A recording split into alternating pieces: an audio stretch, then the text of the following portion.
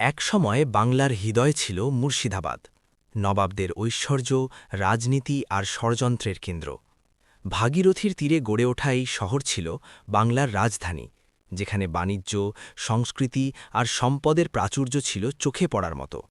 আজও হাজারদুয়ারি প্যালেস সেই গৌরবের ইতিহাস বহন করে। কিন্তু এই ঐশ্বর্যের দিকে নজর পড়ে ইস্ট ইন্ডিয়া কোম্পানির।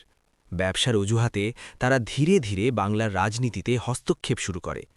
তখন বাংলার নবাব তরুণ ও সাহসী সিরাজউদ্দৌলা, তিনি ইংরেজদের আধিপত্য মানতে চাননি।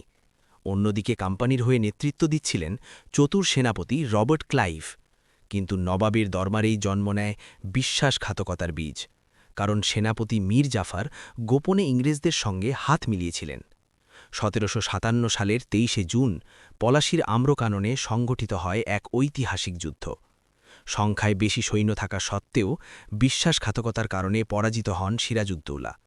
এই এক যুদ্ধই বদলে দেয় ভারতের ইতিহাস। বাংলার বিপুল সম্পদের দখল নেয় ইংরেজরা, আর শুরু হয় প্রায় ২ শতাব্দীর ব্রিটিশ শাসন। মুর্শিদাবাদ আর পলাশীর সেই ইতিহাস শুধু একটি যুদ্ধের গল্প নয়, এটি এক সাম্রাজ্যের পতন আর আরেক সাম্রাজ্যের উত্থানের কাহিনী।